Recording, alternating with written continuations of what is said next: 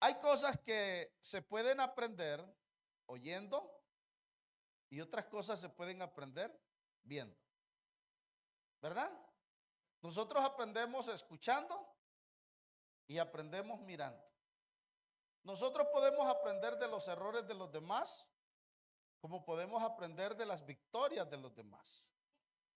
Pero dependerá entonces en mí qué tan meticuloso soy, qué tan listo soy para fijarme, para analizar. Alguien inventó una canción y dice, tropecé de nuevo y con la misma piedra. Tiene que ser que es bien bruto, dijo el chavo, ¿verdad? Porque tropezar con la misma piedra es que la persona tiene problemas. Porque si esa piedra me golpeó, yo la hago a un lado y paso adelante. Si en realidad Satanás siempre se va a valer de cosas para que nosotros no avancemos, pero por eso se requiere entonces esa capacidad que Dios nos ha dado. El sabio mira. ¿Qué mira? No el bien, el mal. El sabio mira el mal y se aparta. ¿De dónde se aparta? Del mal. Y nosotros no ignoramos las maquinaciones del diablo. ¿Para qué? Para que no nos gane ventaja. Yo le pregunto, ¿quiere el diablo que usted esté en culto? ¿Y qué pasa cuando se queda? No, pregúntese, estamos hablando en términos analíticos, ¿no? Es cuestión de análisis, es cuestión de sabiduría. Entonces voy a darme cuenta que estoy cayendo en el fuego del diablo, estoy cayendo en la trampa del enemigo y por ende estoy cayendo en peligro. Amén, hermanos. ¿Por qué? Porque yo debería estar aquí. La Biblia usa una frase, todavía no estoy predicando, quiero es que como darles a ustedes una idea. La Biblia usa una frase donde dice que había un tiempo que los reyes iban a las guerras. Y resulta que David, el día que era de ir a guerra, David se quedó en la casa. Y estando en la casa por la ventana, miró una señora bañando. Y la miró bonita. Y usted se imagina una mujer bañando, ¿cómo está, no? Algo tuvo que haberle visto. Y él se sintió atraído de esa mujer. Y la caída de David vino de ahí. Del día que no fue a la guerra. El día que se quedó en la casa. De ahí vino la caída de David. La caída de su casa, la caída de su familia, la caída en la relación con Dios, la caída en una desgracia. Es muy peligroso quedarse en casa cuando hay que adorar. Es muy peligroso darle prioridad a cosas que no tienen prioridad. Porque aquí hay que poner las cosas en prioridad. Lo primero es lo primero. Y lo postrero es lo postrero. Primero es, pero díganlo, primero es Dios. ¿Se lo saben o no lo sabían? Entonces cuando ya uno lo sabe y lo ignora, está dándole lugar al diablo. Porque el problema es saber, el que sabe hacer lo bueno y no lo hace. ¿Qué opinan? Si ven, eso es conocer la Biblia. Eso es ser uno sabio. Entonces el diablo no me va a encontrar por ningún lado de esos, porque yo conozco ya la palabra de Dios. El diablo se vino con la palabra contra Jesús. Y Jesús le dijo, escrito está. ¿Qué estaba escrito? No tentarás al Señor tu Dios. Al Señor tu Dios adorarás y a Él solo le servirás. Dice que Jesús recitó la Biblia en defensa contra las acechanzas del diablo. Satanás siempre va a instar a desanimarnos, a afectarnos. Hermano, y el ánimo nuestro depende primeramente de Dios y después de nosotros. Yo le pregunto, ¿quién lo anima a usted? Ok. Y si usted se desanima, ¿quién lo anima? ¿Me doy a entender? ¿Por qué? Porque, ay, hermano, yo estaba desanimado y los hermanos llegaron a animarme. No, eso no funciona. Uno lo que hace es darle un poco de palabra, pero usted vuelve al siguiente día a la realidad de su vida. Ayer me visitaron y me sentí alegre, pero ya hoy otra vez estoy solo. Aquí me toca. Aquí nos toca es pararnos firmes en nuestras convicciones. Y nosotros no andamos por vista. Nosotros andamos por fe. Amén, hermano. Vivimos por fe. Aquí no estamos mirando lo que hacen los demás. Aquí estamos mirando al Señor. Le doy una pauta y comienzo a predicar. Sean imitadores de mí, como yo de Cristo. Sean imitadores de mí, como yo de Cristo. ¿Quién dijo eso? Entonces fíjese que hay que imitar lo bueno. Y lo bueno se puede imitar, pero lo malo no. Lo malo no se debe imitar. Cuando un hermano se desanima, ¿usted también se desanima? Y si un hermano se descarrea, ¿usted también se descarrea? Entonces eso no está bien imitarlo. Antes más bien uno tiene que entrar en peligro y decir, wow, se nos apartó tal hermano, o está desanimado tal hermano. Dios mío, ¿qué fue lo que lo llevó a esos casos? Dios, guárdame a mí desanimarme. Señor, oramos por el hermano, oramos por la hermana, oramos por la familia, oramos por cualquier hermano que esté pasando por una dificultad. Pero eso nos pone en alerta a nosotros. El peligro es que nosotros caigamos en el desánimo. Y el desánimo no es otra cosa sino perder yo mi ánimo. ¿Ya? ¿Y quién me robó el ánimo? ¿Verdad que se fue? Así es. Me robó el ánimo porque yo le di lugar. ¿Ya? Y nosotros no le demos lugar al diablo de ninguna manera.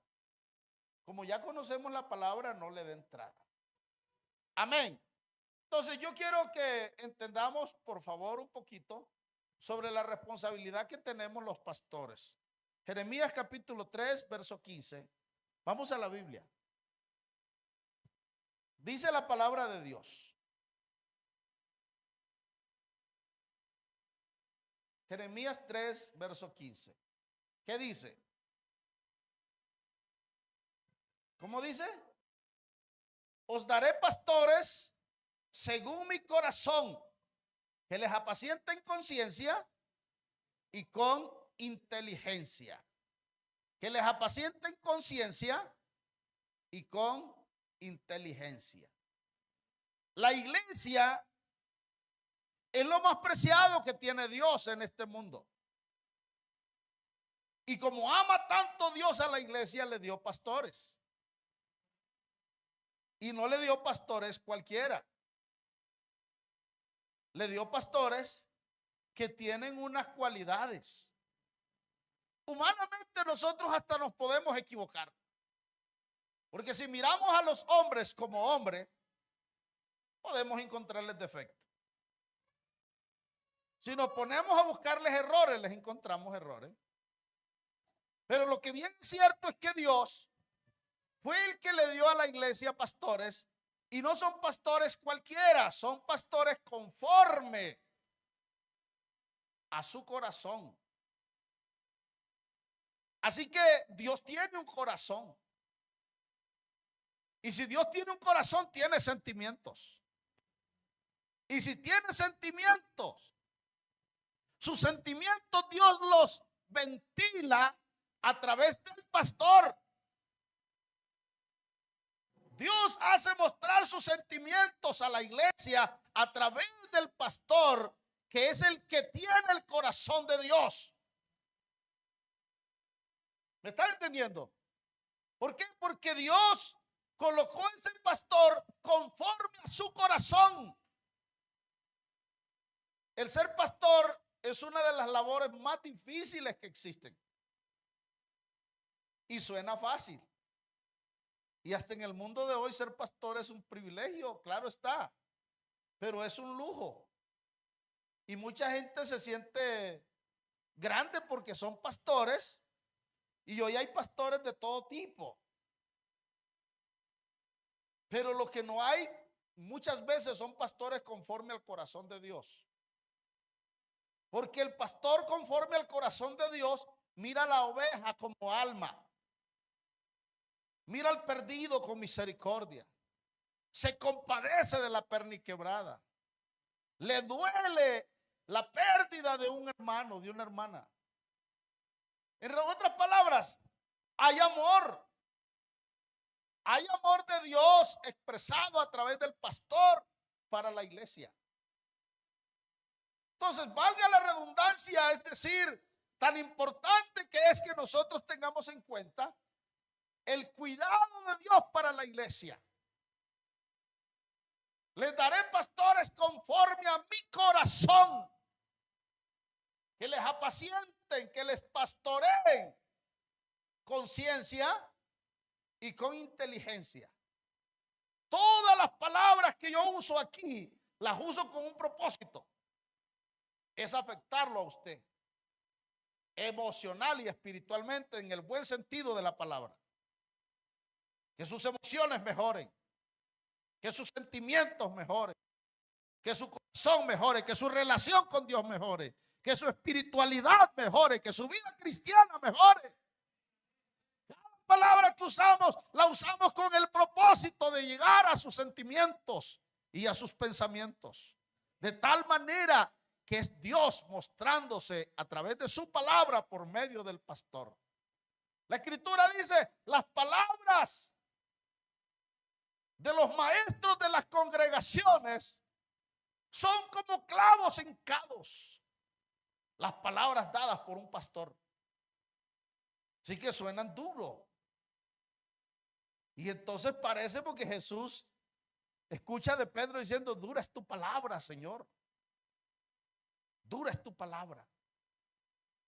Pero no hagamos diferencia entre la palabra del Señor y la palabra del pastor. Porque la palabra del pastor no es del pastor. La palabra es del Señor. Y nosotros en algún momento le colocamos en la mente, en la espalda, en el lomo, en la cabeza del pastor la palabra. Como dijo el pastor. Yo he venido repitiendo esa frase, no es así. Como dice el Espíritu Santo. Como dice el Señor. Si oyeres hoy su voz. Porque el pastor solamente es un hombre dado por Dios como un regalo a la iglesia. A ese hombre Dios le puso por el ministerio, por el Espíritu Santo, un corazón parecido al suyo para que cuidara de ese grupo y los amara y los apoyara y los animara y los alentara y los cuidara y los exhortara y les dijera lo que está malo y lo que está bueno. Eso es lo que hacemos. El problema es que usted no sea perceptivo y que tenga oídos incircuncisos. ¿Me entendió? Un oído incircunciso es un oído tapado, cerrado. No entra la palabra. No escucha la palabra, no recibe la palabra. No importa cuánto hable Dios. No importa lo que diga Dios. Eso a mí no me produce ningún efecto. ¿Por qué? Porque mi oído está afectado. Pero cuando uno tiene un oído para oír, hermano, como dice el Espíritu Santo, ese oído está bien dócil, bien limpio. Es un oído, y no me refiero tanto a lo físico, es un oído capaz de razonar. Estamos hablando de uno de los sentidos esenciales. Dicen que el oído es el que mantiene el equilibrio del cuerpo. Una persona sin oído está en grandes problemas, ¿verdad? Y creo que no hay cosa más bonita que escuchar. Hermano, oír es muy bonito, hermosamente bonito. Cuando usted escucha algo agradable, algo grato, escucha la voz de sus hijos, escucha la voz de su padre, escucha la voz de sus hermanos, escucha la voz de su esposa, escucha la voz de Dios. Qué bonito se siente. El oído es una bendición, pero hay que tenerlo limpio, sin perjuicio, que en mí no haya prejuicios, donde yo cierro mi corazón para no oír.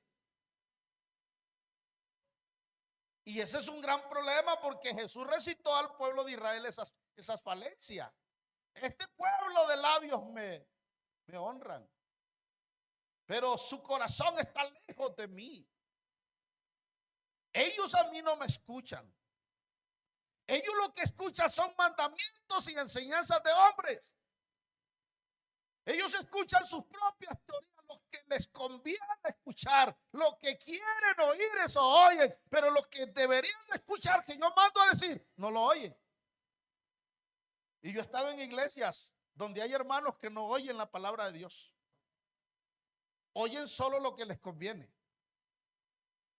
Y ponen atención solo cuando algo les interesa. Y eso es grave. Eso es grave, porque así no debe de ser la condición de la iglesia. Amén, hermanos.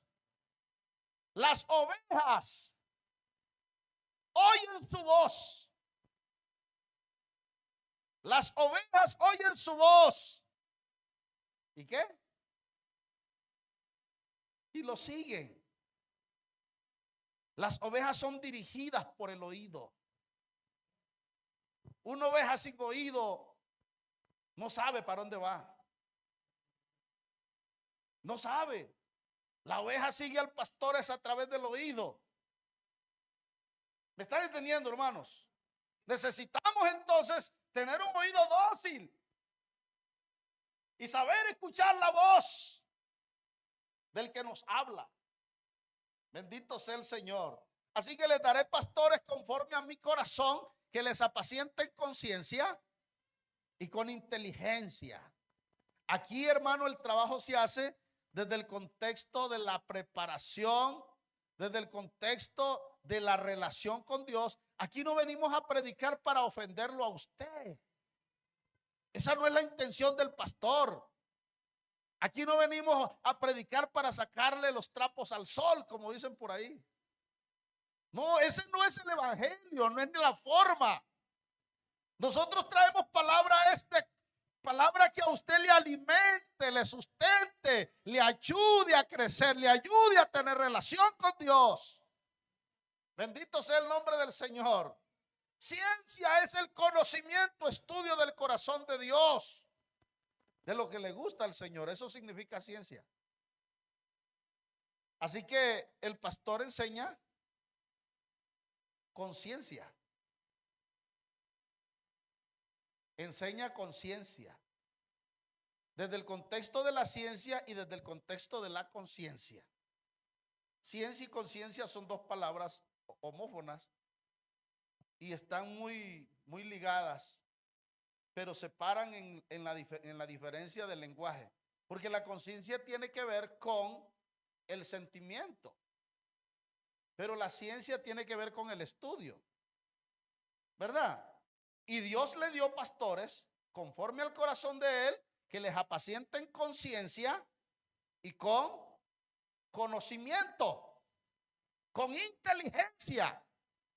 Es que tratar personas no es tan fácil. Tratar personas no es fácil, y pastorearlas mucho menos. Por eso se requiere el don. Por eso se requiere el don de pastor. Porque las ovejas no lo siguen a uno por el traje, ni lo siguen a uno por ser guapo, ¿verdad? Lo siguen porque hay algo que se llama gracia. Lo oyen es por la gracia que Dios ha puesto en el hombre de Dios. Esa gracia va más allá de lo físico. Esa gracia va más allá de lo intelectual. Esa es la gracia de Dios colocada en el hombre a quien Dios puso como pastor para el cuidado de su rebaño. A ellos les ha dado Dios la gracia de que le sirvan a la iglesia con ciencia y con inteligencia. Bendito sea el nombre de Jesús. Alabanzas a su nombre santo. Amén, hermano. Qué bueno es Dios. Qué bueno es Dios. Dios es muy especial. El pastor es llamado por Dios, o el pastor que es llamado por Dios tiene un corazón conforme al de Dios, un corazón recto, justo, lleno de amor, de misericordia. Los pastores amamos al rebaño. Nosotros no hacemos el trabajo desde la fuerza, porque este no es un trabajo como el que usted va a trabajar y usted dice: hoy no quiero ir, pero voy por pura obligación.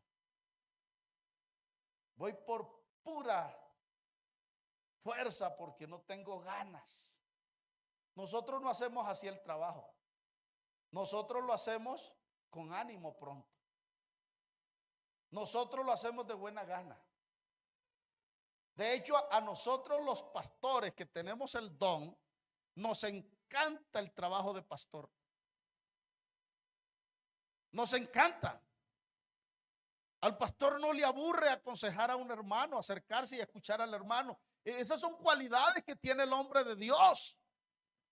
Dios le colocaba al sacerdote sangre en el óvulo de la oreja derecha para oír al pueblo. Así que Dios le colocaba y le consagraba el oído. Hermano, y nosotros somos buenos para escuchar. Uno los escucha. ¿Ah? Moisés estaba desde la mañana hasta la tarde oyendo al pueblo, escuchando al pueblo las quejas, los reclamos, las dificultades que tenían y juzgando cada una de las situaciones. Así que Dios nos dio pastores conforme a su corazón. La iglesia tiene que llegar a un estado donde entienda que el pastor no fue elegido por el misionero, que al pastor no lo eligió la junta no fue la que le dio el ministerio.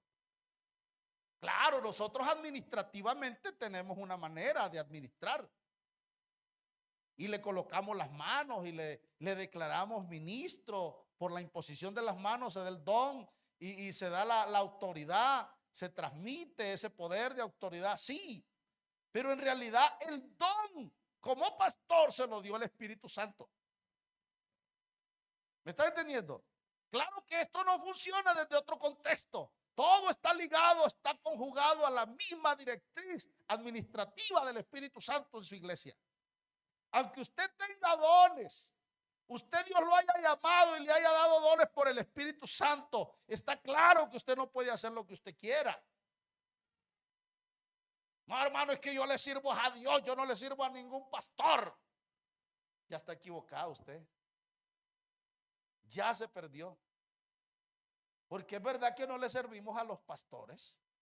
Le servimos a Dios, pero Dios nos puso pastores. Y ese pastor es el representante de Dios. Dios a través del pastor consuela a la iglesia, usando Dios la palabra que da al pastor para que cuide del rebaño. Entonces yo no puedo hacer otra cosa sin entender el orden de Dios. ¿Me están entendiendo? A mí me llamó el Espíritu Santo, sí, pero yo pertenezco a la obra, a la iglesia del Señor, que la administra el Espíritu Santo y que ha puesto autoridades. Y la Biblia es clara, dice, aún nos puso Dios en la iglesia primeramente.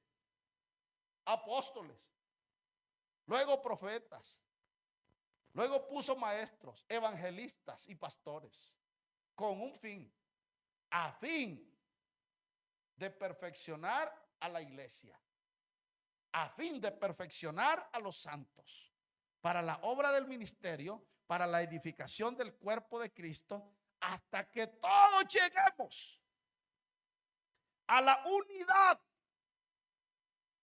¿Sabe qué es la unidad?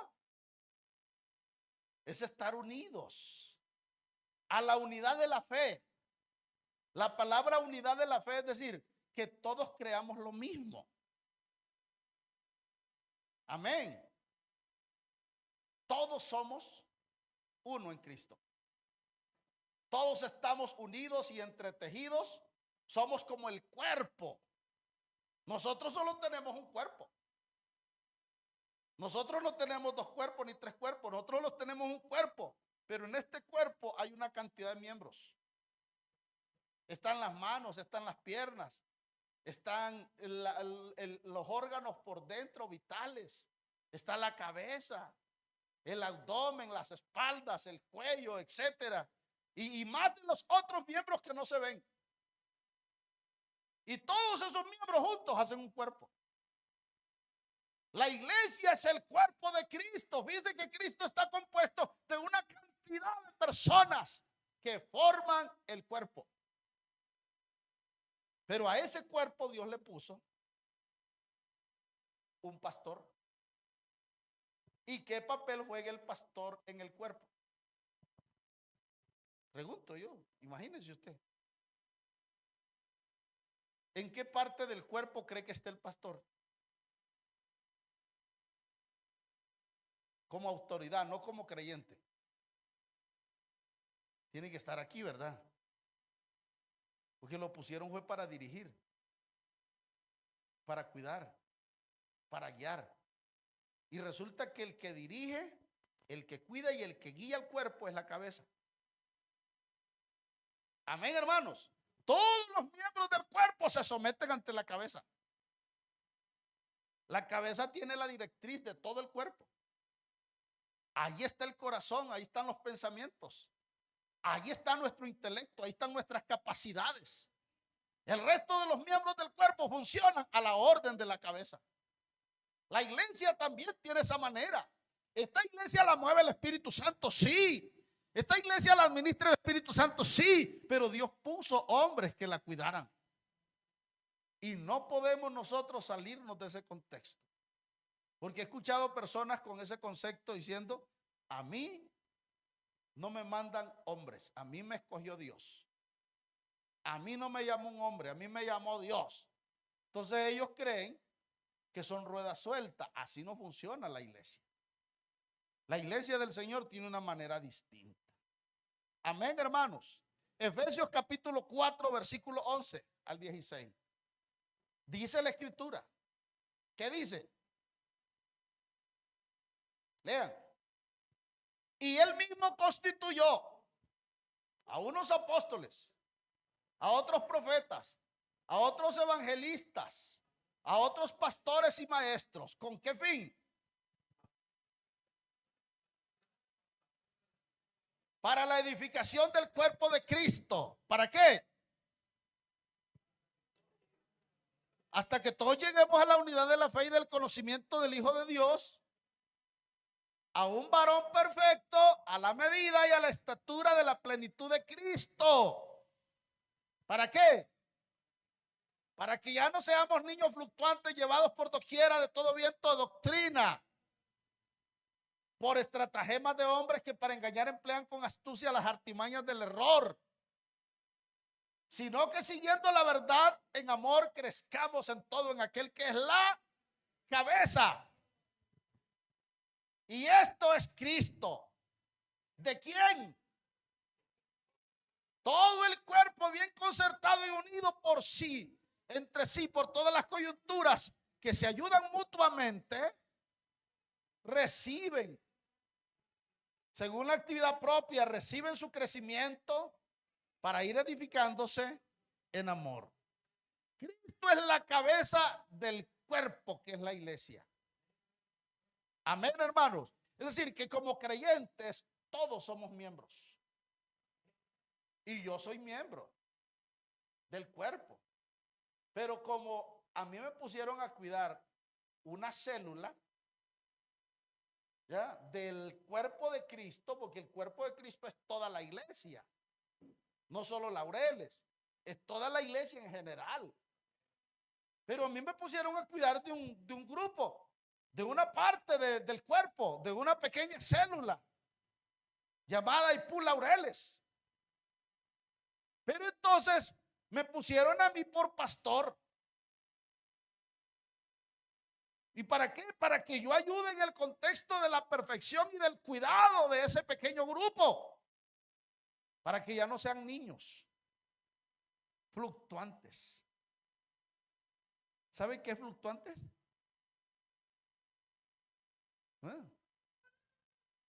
Un niño es una persona muy impredecible. Su falta de conocimiento lo pone en peligro. Uno de grande anda detrás, los papás andan detrás del niño. Mañana, tarde y noche. Y solo se siente tranquilo el papá cuando el niño está dentro de la casa. Porque salió a la calle y está asustado. Lo puede golpear un carro, lo puede golpear alguien, puede hacer algo indebido. Es decir, es un niño que él adolece de conocimiento. Y la iglesia entra en estado de ser niños. Usted puede tener bigote y barba y todo y cometer errores como niño. Y para eso pusieron al pastor, que hiciera casi como el papel de ese papá cuidando a ese niño. Que lo enseña a madurar, que lo enseña a educarse, que lo enseña a respetar, que lo enseña a cuidarse, que lo enseña a hacer lo correcto. Y dice, hasta que todos lleguemos a la unidad de la fe y del conocimiento al conocimiento de Dios, a un varón perfecto, que lleguemos a un nivel, a una estatura, que crezcamos a la medida, a la plenitud de Cristo. Pero mientras tanto el pastor tiene la responsabilidad de educarle espiritualmente, de enseñarle, de advertirle, de aconsejarle, de amonestarle todos los días, día y noche, hasta que Jesucristo venga, porque se puede usted perder. Porque si no ha alcanzado madurez, puede ser un niño que se pierda y que alguien lo engañe con estratagemas y astucias. Hay gente que engañan. Y la Biblia dice, aún a los escogidos, si fuese posible, engañarán. Entonces el pastor hace un gran cuidado. Para eso puso Dios pastores. Una iglesia sin pastor no funciona. Hay creyentes que no ocupan pastores, ellos se pastorean solos. Tienen su propia doctrina. Ellos hacen su propio culto en su casa. Ellos tienen su propia fe. Hermano, si yo no voy a la iglesia, pero yo no ando mal. Hay hermanos que no vienen al culto, están perdidos. ¿Ya? Pero pregúntele usted, ¿cómo está, hermano? Bien. Hermanos, ¿acaso yo ando haciendo cosas malas? Pues yo no estoy mal. Y entonces arman sus propias doctrinas. Es decir, no importa si yo no voy a culto, yo voy para el cielo. Ya hicieron su propia iglesia, su propia doctrina. Y esa no es la doctrina de la Biblia. ¿Quién los pastorea a ellos? Nadie, ¿verdad? ¿Cómo aprenden entonces? No es que ellos leen la Biblia. ¿Usted cree que esto funciona solo con leer la Biblia? Felipe leía la Biblia. Perdón, el etíope leía la Biblia. Y le preguntó Felipe, ¿entiendes lo que lees? Y él dice, ¿cómo voy a entender si no hay quien me enseñe? Y Dios es claro, les daré pastores para que les enseñen. Es decir, que Dios le da el conocimiento al siervo que puso, le da el don para que ejerza ese conocimiento y obtenga revelación de Dios para que le enseñe a la iglesia y la alimente con ese sustento de conocimiento que le da Dios al pastor. Y usted dirá, ay, hermano, hay líderes que saben más que el pastor. Posiblemente. No vamos a descartarlo, posiblemente. Pero que sean igual, no. Porque el conocimiento solo, la letra sola mata, dice la Biblia. Pero el espíritu vivifica. Ahora, no se trata de saber tanto. Se trata de si tengo la aprobación de Dios. Porque hay personas que pueden tener todo eso, pero si no tienen el respaldo de Dios como autoridad, no tienen nada. Porque aquí lo grande no es tanto el conocimiento que yo posea. Aquí lo grande es el don que Dios le dio al hombre de Dios para que fuese pastor y le puso al cuidado de un rebaño. Amén, hermanos. Entonces la iglesia sí tiene que entender eso. Y eso sí hay que entenderlo bien para no pecar. ¿Comprenden, hermanos? El trabajo del pastor es perfeccionar. Perfeccionar a los santos. Perfeccionar un santo no es tan fácil. Amén. ¿Me están entendiendo? Perfeccionar un santo no es tan fácil. El día que usted se arrepintió y se bautizó en el nombre de Jesús, usted se volvió un hijo de Dios, una hija de Dios. Pero le pregunto yo, ¿y esos hijos de Dios cometen pecados? ¿Ah? ¿Esos hijos de Dios se desvían? ¿Esos hijos de Dios cometen errores? Entonces Dios puso el cuidado de los hijos de Dios al pastor. La iglesia son los hijos de Dios. Y al pastor lo pusieron a cuidar los hijos de Dios. Por eso es que es importante entender que el trabajo del pastor no es un trabajo fácil, porque está cuidándole la familia a Dios. Y cuidarle la familia a Dios, eso es grave, eso es tremendo. Hay que hacerlo con mucho cuidado. Y la Biblia es clara, dice, no como quien tiene señorío de los que están a vuestro cuidado. ¿Por qué? Porque ustedes, aunque son creyentes y los pusieron bajo el cuidado del pastor, el pastor no tiene autoridad de maltrato, tiene autoridad de protección, tiene autoridad de guiarlos. Dios lo autorizó para cuidarlos, para alimentarlos. Hermano, Dios lo autorizó para enseñarles. Pero Dios no autorizó al pastor para maltratarlos. ¿Sí me está entendiendo? Hasta la cuestión de mando aquí es bien delicada. Pablo dice, hablo no como quien tiene mando, como quien manda entre vosotros, sino que se expresa desde el contexto del respeto. Antes de hablar de mando, ponemos la Biblia como presente. ¿Ya? ¿Están entendiendo? Entonces, el trabajo del pastor es perfeccionar a los santos para la obra del ministerio. Cuando los hermanos andan desordenados o hacen cosas indebidas, uno de pastor no actúa, por lo menos yo no actúo con enojo, aunque me enojo. ¿Sí sabían ustedes que yo me enojo, no? Nunca me ha visto seguramente enojado, pero me enojo. Lo que pasa es que mi forma de tratarlo a usted nunca va a ser con enojo, porque yo no estoy autorizado para enojarme y tratarlo con enojo a usted. Y eso no me lo dijo el misionero, eso me lo enseña la Biblia a mí. Entonces yo lo trato a usted como semejante a mí, con el respeto, con el cariño que usted merece, con el cuidado que merece usted. Pero no significa que yo no tenga, hermano, la responsabilidad delante de Dios de decirle lo que usted está haciendo mal. Porque eso sí lo tengo responsabilidad. La Biblia dice, porque como quien ha de dar cuentas a Dios, el pastor le tiene que dar cuentas a Dios por la iglesia. ¿Me está entendiendo? ¿Y qué pasa si un hermano se me pierde? Se descarrea en el tiempo que yo soy pastor. Y si este hermano se pierde y se va al infierno, cuando esté delante de Dios en el juicio, él va a sacar a relucir por qué se perdió. ¿Estamos de acuerdo? Porque allá se le hará un juicio. Y yo tengo que aparecer delante de Dios como inocente. Bienaventurado el varón que usa bien la palabra. De verdad.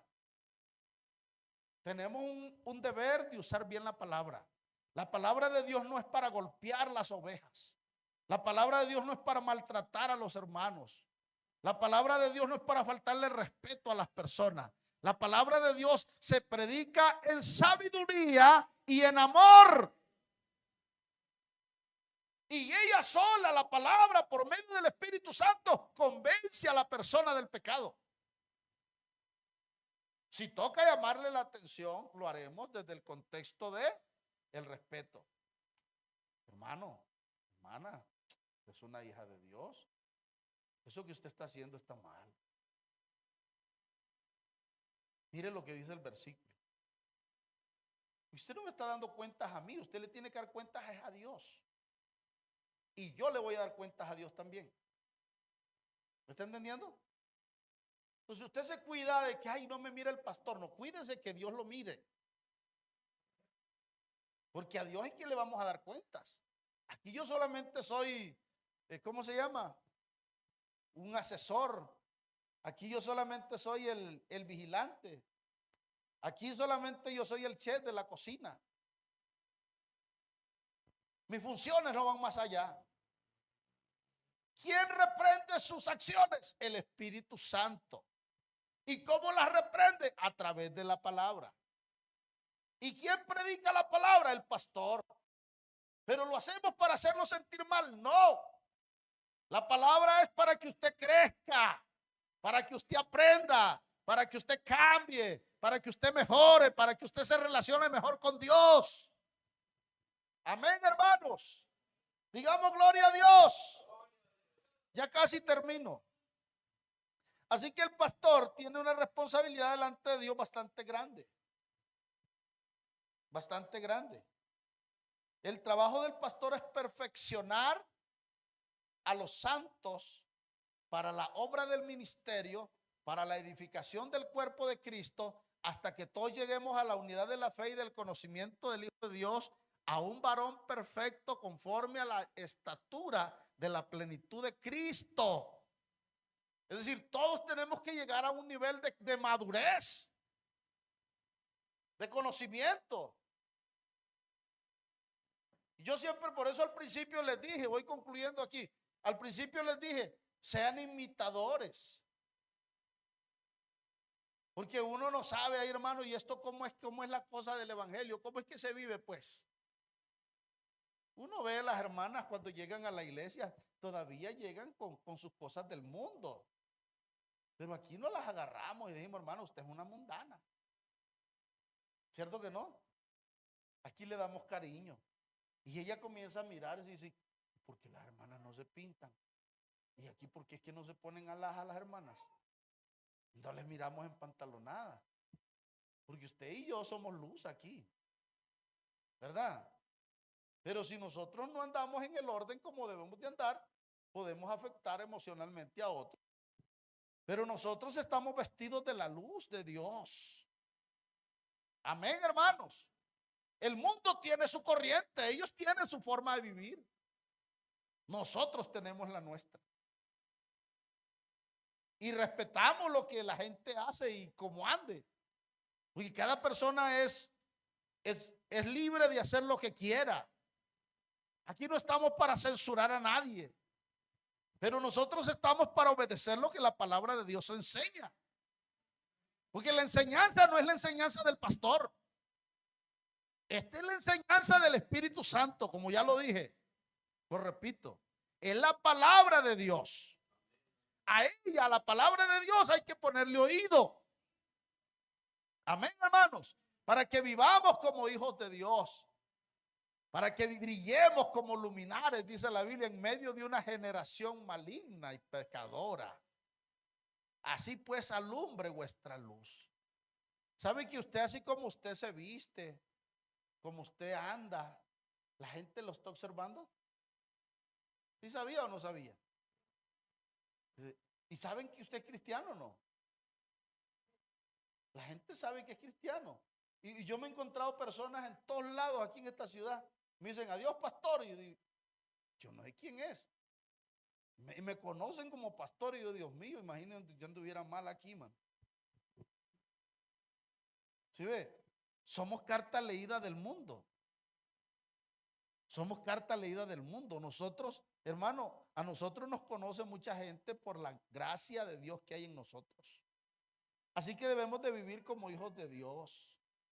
Póngale atención a la palabra, hagamos ajustes a nuestra vida. Cambiemos, si hay que cambiar. Y en lo que ya cambiamos, mejoremos. Amén, hermanos. Vivamos para Dios. Dígale que está a su lado, vivamos para Dios. Porque los que viven, para Dios viven.